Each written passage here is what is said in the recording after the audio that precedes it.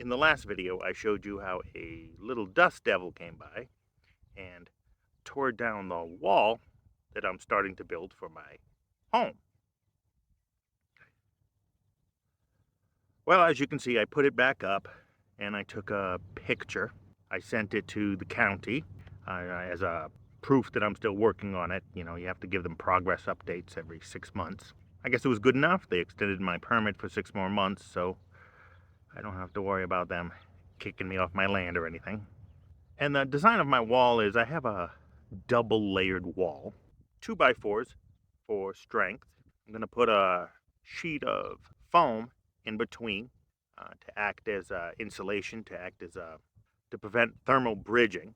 And then I'm going to fill in the spaces between the 2x4 with concrete. The soil here is very dense adobe. As you can see, it's got a lot of gravel, it's got a lot of sand, and it's got a lot of clay. As you can see, it's got a fair amount of the heavier material, the gravel and the sand, but it's got enough clay in it that it'll form an adobe. It's very sticky as well. It holds together really well. It's fairly strong, you know, without any cement in it or anything, but it's not waterproof. So I tested some batches to make it waterproof, and I found that about 10% cement will make it waterproof. But when I try to mix up a whole batch in my cement mixer,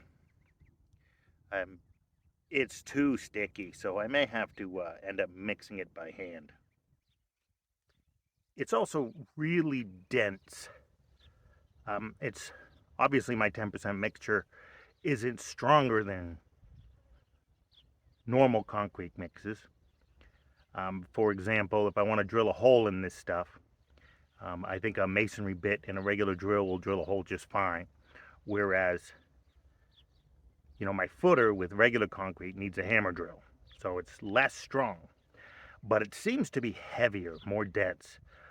For example, if I pour some concrete into a little container, let it cure and weigh it, and then pour some of this mix into the same size container and weigh it, this is going to weigh more. It's very dense. The rabbits have decided to live here in the goat yard for some reason. Let's see if I can get a picture of them. Can you?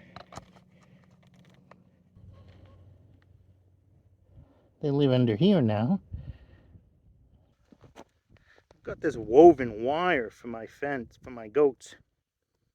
And one of the rabbits got stuck. He managed to squeeze through one of these small openings and got about halfway through and got stuck. I found him in the morning.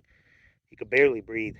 So I cut him out, and he didn't move for a while, but eventually he got up and ran away. So he survived.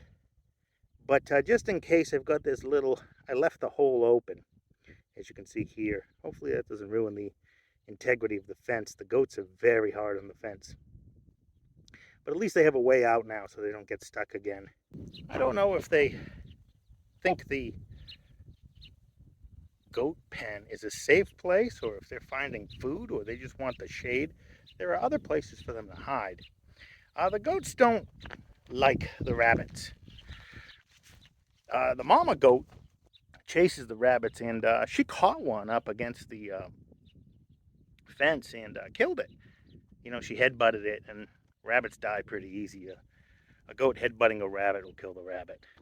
But as you can see, the rabbits are running around. They're surviving so far. I don't know how many I have left. Gosh, there were close to 30 or so when they escaped.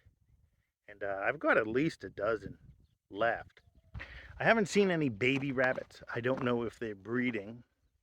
Of course, they don't breed in the summer. It's too hot.